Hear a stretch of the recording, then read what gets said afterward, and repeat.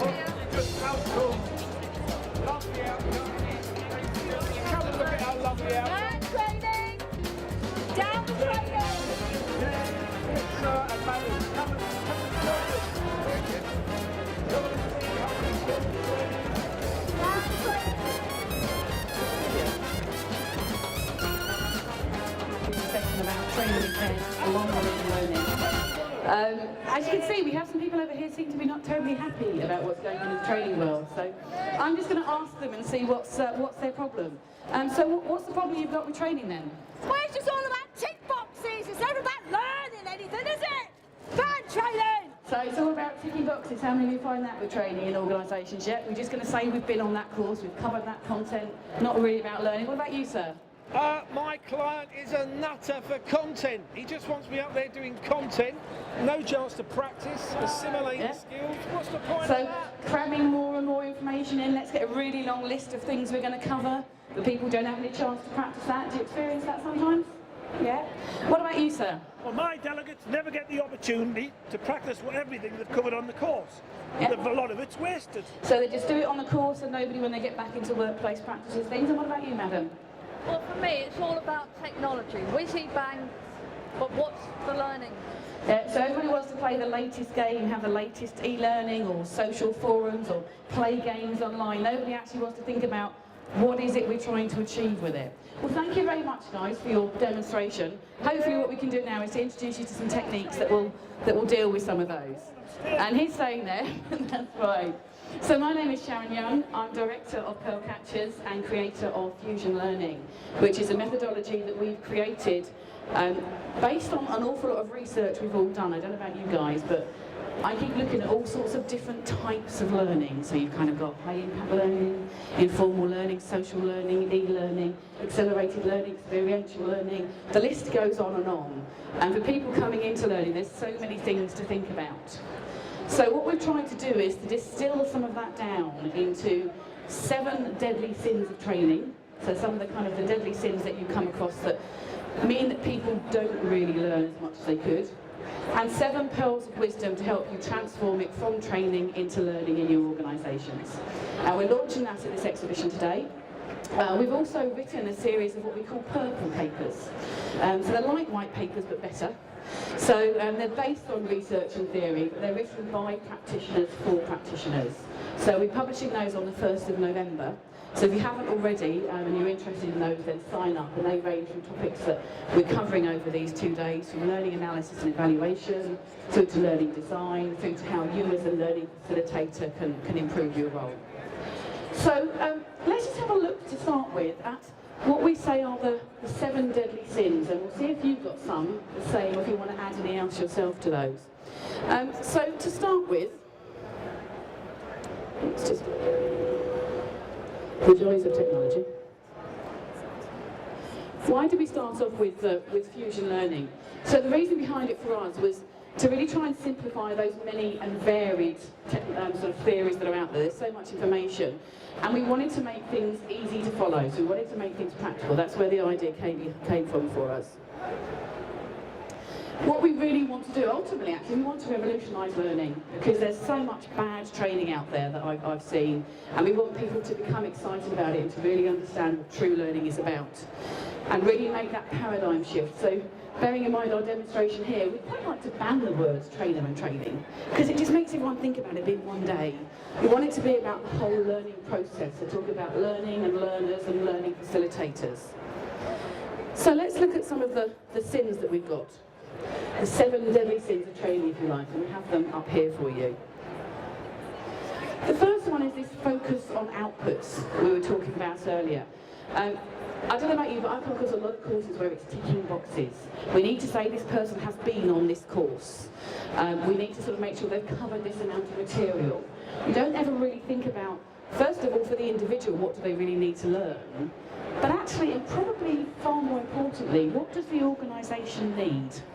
So one of the big challenges we have is people seeing the value of learning and development. And that's because we don't link what we do on our training courses to the overall strategy of the organisation. So what is it the organisation is trying to achieve? What behaviours do they need people to be adopting for it to achieve that? And therefore, what skills and knowledge do people need to have to adopt those behaviours? And from that, you link back to your training courses. So let's think about the organisational objectives, but then also the individual objectives. So thinking about what's in it for them as individuals, what's the context for them and their working role, and bringing those two things together. And that's one of the key issues that we have here, is that people just focus on that ticking of the boxes. Secondly, people think that learning is synonymous with sheep-dip training. So that's what it is. If you have a sheep-dip training course, everyone goes on, that's learning. If you do that, then you'll have some people will learn some things, some people won't learn anything, and you're not taking any account of the different needs of different people, whether that's their learning styles, whether that's what they need to learn. So that's one of the second deadly sins, is saying, okay, send on a training course, we've done learning. Thirdly, something about just do it. Here's the content, just get on with it. And it's about not engaging with people on an emotional level. And there's a lot of studies around sort of neuroscience and how people learn that really basically say that you need to engage people on an emotional level. So kind of what we call our mammalian brain. If we're feeling comfortable and connected with what we're talking about, we're far more easy for us to learn. And we don't make that connection with people. It's all about, right, I'm here, we've got to learn. We don't engage people, we don't get them to motivate them. Fourth sin is squeeze it all in. So again, one of Chester said about that. This is probably one of my biggest challenges as a provider to organisations. When I go and say, right, what's the learning needs? And they give me a long list of topics they want to cover. Oh, can you just squeeze that in? Can you just squeeze that in? And what happens is the more content you have, you might as well just give them a manual, to be honest, and sit and read it. If we're just going to stand there and talk about stuff, you've got no time to actually practice that and to embed that. So you might have covered lots of information, but you probably would have learned about that much, because your brain goes into overload. Our conscious mind can only absorb 7 things on average in one go, so trying to do loads of different things, it doesn't work. And I find that for me is one of the biggest problems. My clients have got a limited amount of money, so we've got people into the training room, let's try and cram everything in one go, because then it will be successful. The fifth one, I should say this only once.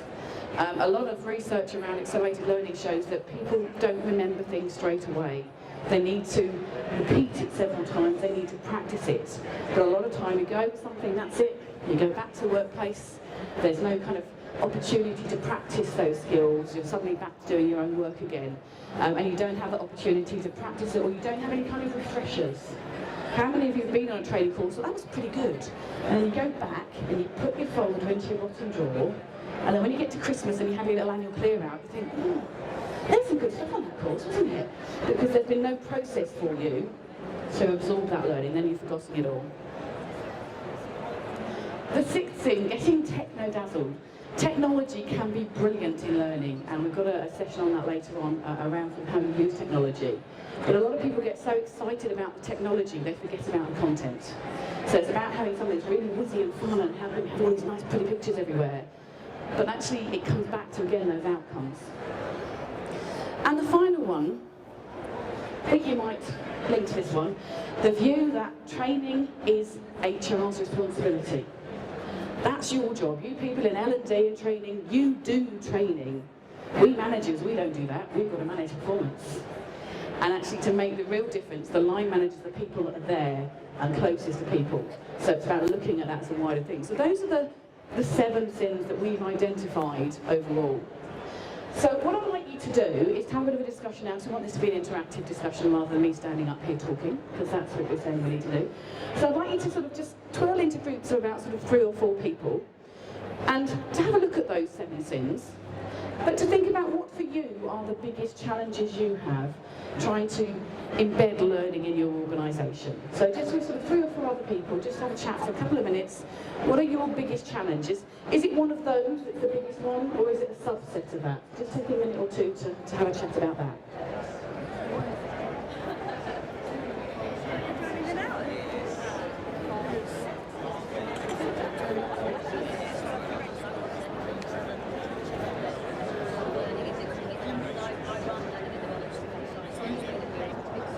Okay, let's get some of your like to go first? What's one of your biggest challenges you've talked about?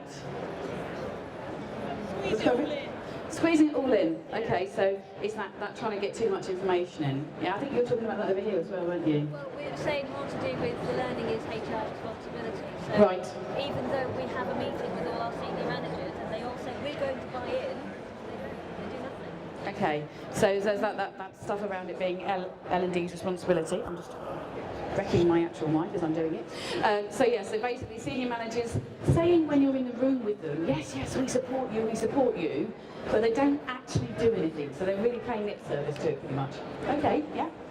We were just talking about you have a fantastic program and then the guys don't turn up because they're too busy or something. Now whether that ties into HR's responsibilities in separate. Yeah, okay, so you've got a really great program. You've maybe done all the work, you've thought about the objectives, you've made the links, you've designed something that's going to appeal to people's different learning styles, and then no one turns up because they're too busy.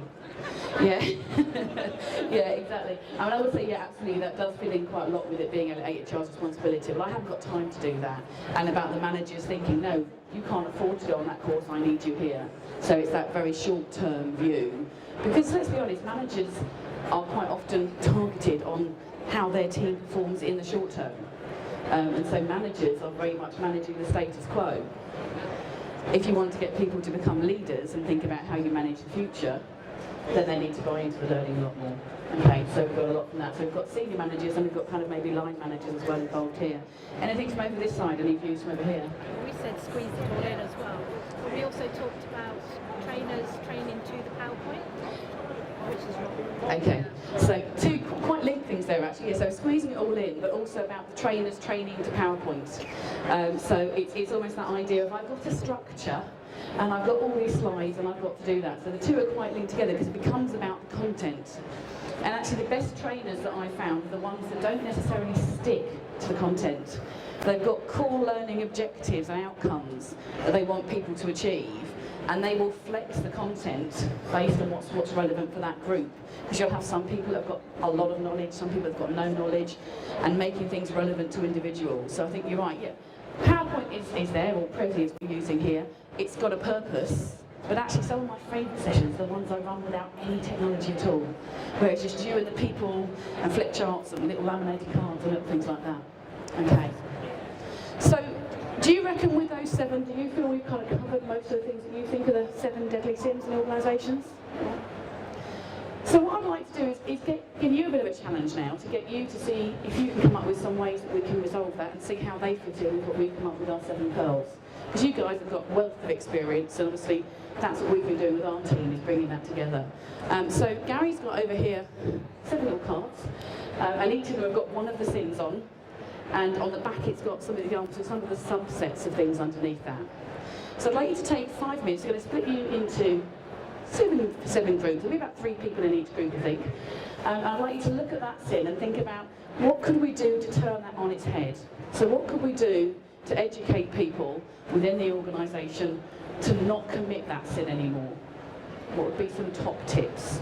Okay, so just in your little groups of about 3 people, just take 5 minutes to have a look at your sin and what can we do as L&D, recognising there are constraints, but in an ideal world, let's have a blank sheet of paper, there are no constraints, what would you ideally like to do to overcome that?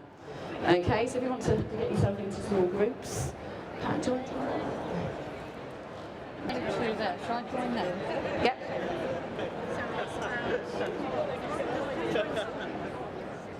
Do you need to be able to do different?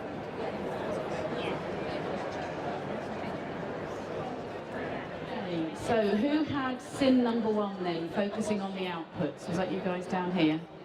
So what were your suggestions that you could help to overcome that sin? It's really important that you understand and define what your objectives are and understand where your learners are coming from, so you're addressing their needs. Okay, so it's understanding what your objectives are and what your learners' needs are. Do you have any ideas on how we could do that? Or Well, actually ask the question, what do you want everybody to be able to do after the course? okay, yeah, I think that's really a good one. Is ask people what they need to be able to do. I think that's one of the differences between training and learning. Training seems to be about instilling knowledge with people. Learning is about what you actually need to do. So what are the things you need to do? And I have to say as well, I think that's one of the areas where the management relationship is really important, where you have organisations where people have a conversation with their manager before a training course, then they can actually think about it whilst they're doing it, and then when they come back, look at how am I going to make that happen. Okay, so that was focusing on the outputs. What about the fact that learning equals sheep dip training? So our pearl number 2 over here, what have we got over that? What was your thoughts on how we could overcome that? So that learning is an organic and individual process where training is an event. Yeah, so learning is an organic process, whereas training is an event. And I think one of the things behind that is that actually involves quite a big cultural change in a lot of organisations. And I think for L&D professionals, I would say that's probably one of your biggest challenges today, is to get that out to people and get people to see that it's a wider process. What about our sin number 3, which is just do it, not engaging emotionally with people, not seeing what motivates them? What did you come up with in terms of? Well, we were looking at the objectives of why they were there, so because most of them have been told that they've got to be there, or they just come for the lunch or the tea. So it's that sort of thing of trying to get them more engaged with it. So we're talking about bringing music into it, things like that, to try and get it a bit more motivated. Find out about them as well. So rather than people just being told to be there, about trying to get some engagement with them, and that's where some kind of pre-work or joining structures in advance is really good, to get people thinking about the topic. Why am I here? What does it mean to me? And actually, although it takes time to ask people for personal objectives, but if you're going to get them engaged, you need to understand what they're doing, particularly from a managing expectations point of view. One of the things I found sometimes is people come up with objectives that aren't really what you're going to cover on the course at all.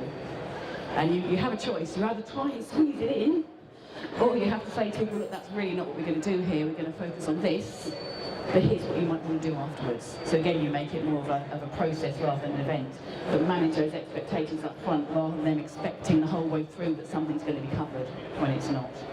Okay, so sin number 4, squeeze it all in. Was that you guys at the back? Were you squeezing it all in? What did you come up with around that? I find it hard to believe that people still do training like this. This is the dark ages. Surely no one does it like this anymore, do they? They really do. You should speak to some of my clients. No, it's obviously understanding what learning is, and any organisation that trains like this needs a culture change, and it's a big ask. It is, and that's the sad thing, is that those of us that are involved in learning do understand that, but people in the wider organisation don't. And they're focused on the idea, a lot of it's around on the idea of return on investment. So I'm spending X amount of money by bringing a trainer in, by taking people off the workforce, off the workplace. Therefore, I want to cover all of these things. And it's how you get into people's mindsets to get them to recognise that you'll get a better return on investment if you learn a few things well. But the sad thing is, there is an awful lot of that still around. So, I should say this only once. Who had that one in terms of the no lack of repetition? Is that you guys here? So what were your kind of thoughts? Well, basically, you have to sustain learning, so it's not just a one-off event. So things like, engaging participants beforehand, engaging during, so it's not just the classroom, but on an blended learning system, you can do a load of stuff, coaching after the event, so it's like a program rather than just So it's a blended learning approach. That's the idea. It's not just one thing, it's what do we do before, what do we do during, what do we do after the event. The event is one step in the wider process rather than being everything. The techno-dazzled, who's our techno-dazzled people? So around technology, what do you think? So going back to that first thing of focusing on the outcomes, what is it you're trying to achieve? Focusing on the outcomes, yeah. What is the best way to deliver it? Exactly. Same way as you do in any good marketing campaign. How many marketing campaigns say, well, okay, we're going to send a newsletter, we're going to do that. A really good one, say, what is the message we want to get across to people? And then we look at what are the best ways to get that across. And last but not least, actually it's a good one for you guys to have going on what you talked about, it being HR's responsibility. What were your thoughts on that? Having champions, okay. So that shared responsibility, shared drive, shared passion, and go to people in the business so that they don't necessarily have to go to trainers to get support. Okay, so having champions within the business, people that are there and that understand the concepts, so they don't always have to go to a trainer. So that may or may not be line managers, but people in the business that are actually there doing things. Okay, so what I'd like to do now then is introduce you to the 7 pearls of wisdom that fit with things. So my glamorous assistant will hand those back in now. And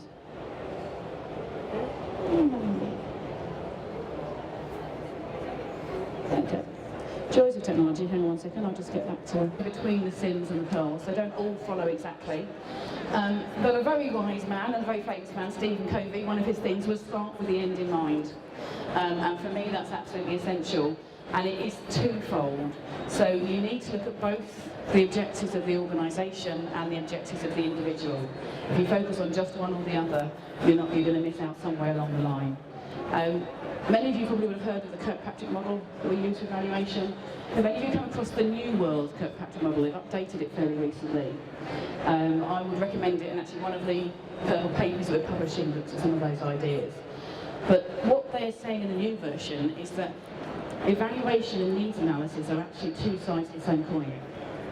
So if you start in your needs analysis, you start with level 4. What are the organisational goals and the leading indicators that are going to tell us whether what we're doing is successful? As I think I said before, what behaviours do we therefore need? And from that, what skills and knowledge, and then how do we design a course from that? So if you start your needs analysis from that point of view of what the business is, that's the way you're going to start to get more input with your senior leaders, because you can show them that what you're doing is making a direct impact on what's going on in the organisation and what they're trying to achieve. But the second part of that is again the individuals, because people on the workplace won't always recognise the organisational objectives, no matter how hard we say we want them to. So it needs to make sense to them, so that what's in it for me. So you need to be linking to the individual objectives. If you have those two together, the end in mind for the individual and for the organisation, then you're going to have learning interventions that are much more powerful. Second one, we talked about this in a couple of places, learning is a process, not an event. I think most of us as learning facilitators know that, but we're still pushed by the organisations and our clients to run training courses.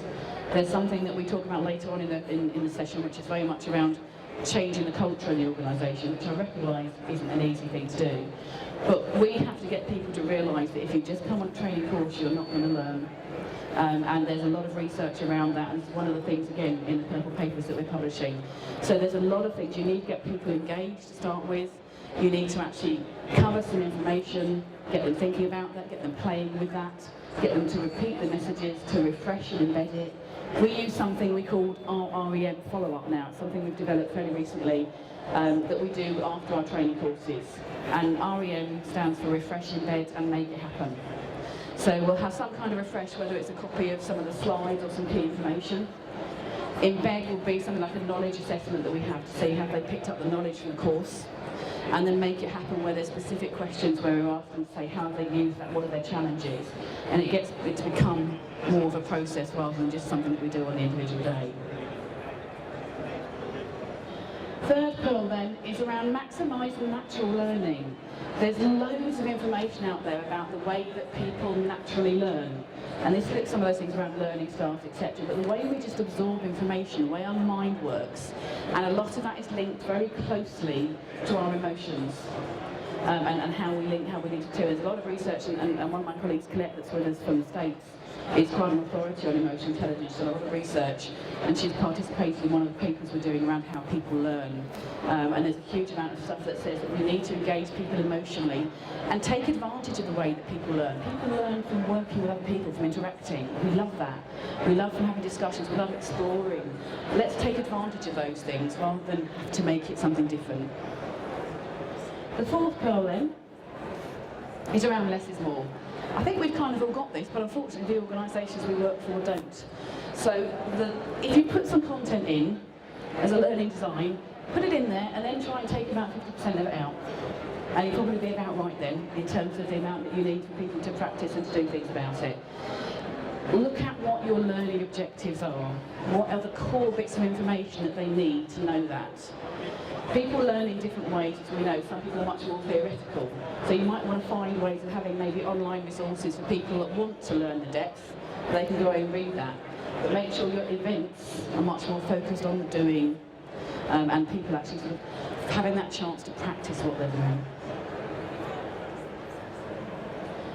Pearl number 4, message before medium. So this is the opposite one to them being techno-dazzled. You need to understand what are our objectives, what are the messages then that we need to give people to get them to achieve those objectives, and what are the different mediums that we can use. And generally, applying to a blended learning concept, you'll need to have more than one thing.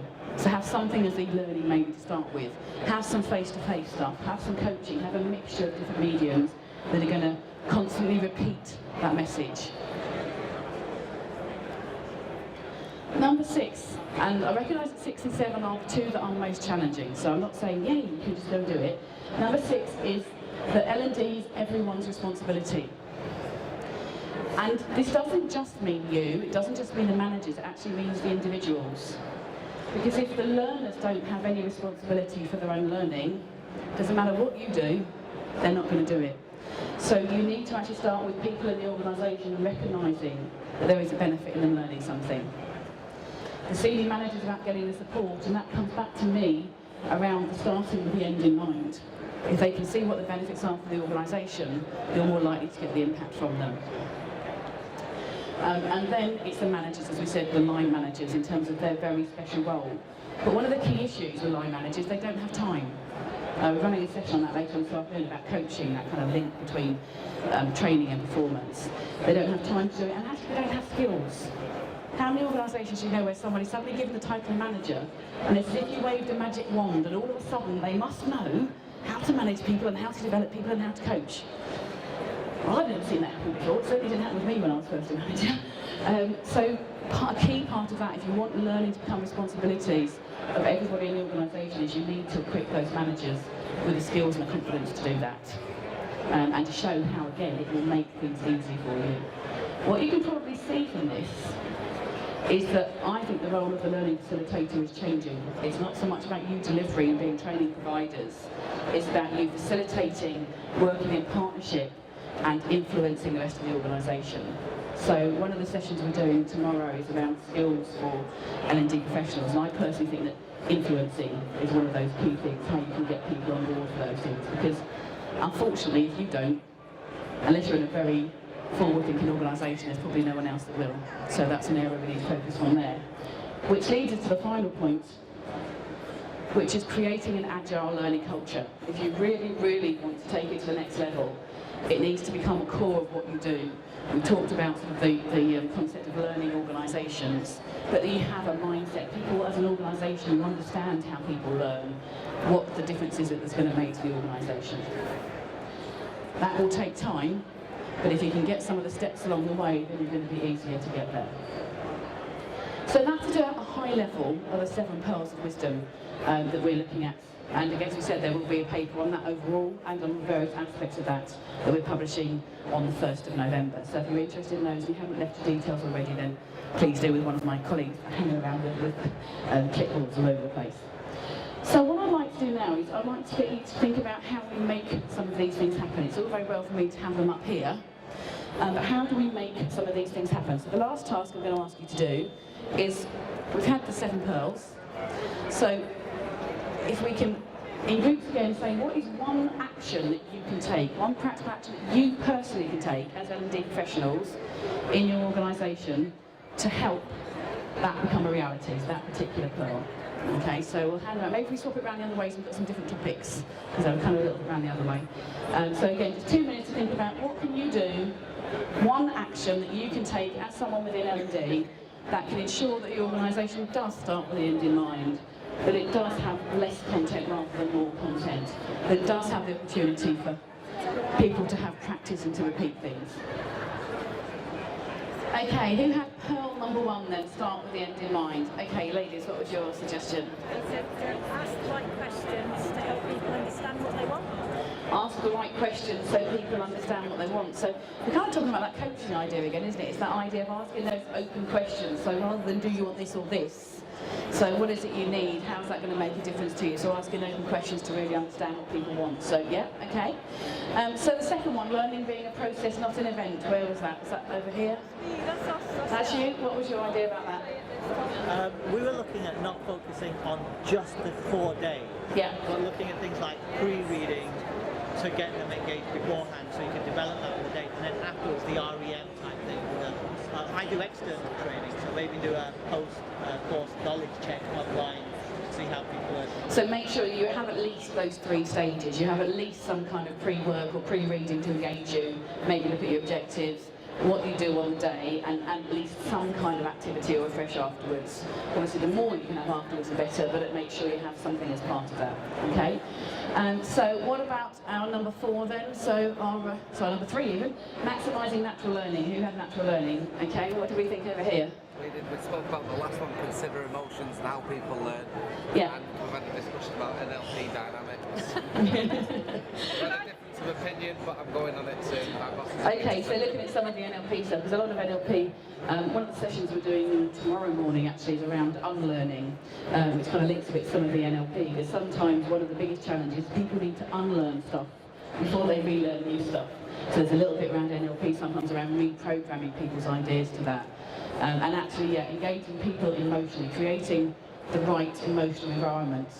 Some of the courses that we run for trainers and facilitators, we spend quite a lot of time looking at how you create the emotional environment, not just literally where you position the chairs and what music you play, and how you get people to feel comfortable. Okay, what about number 4 then, less is more, as you guys, yep? 50%. 50, you like that, 50%. This is what I was going to put in, take 50% out. Okay? Short and simple, less is more. Okay. Number 5 then, message before the medium. That's you guys at the back, yeah? We felt it was closely linked with sin number 1. But we have to do it very different learning activities through maybe evidence-based training and mixing things up and trying different delivery styles. Okay, so having a mix of learning activities. So looking at what we want to achieve first, and then saying, okay, let's make sure we've got at least 7 different types of things in what we're doing. Okay? What about the learning being everyone's responsibility? Where was that? We have that over here. Yep, sorry, yep. What do we have over there? I have to can't get too close to that, so I'll go over here. You thought you'd get what, sorry? Try again.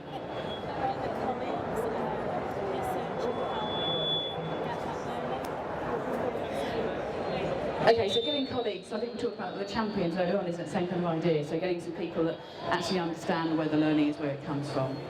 And finally, last but not least, then how about getting to that agile learning culture? No difficult challenge there at all. And what was one thing that you could do to help you get there?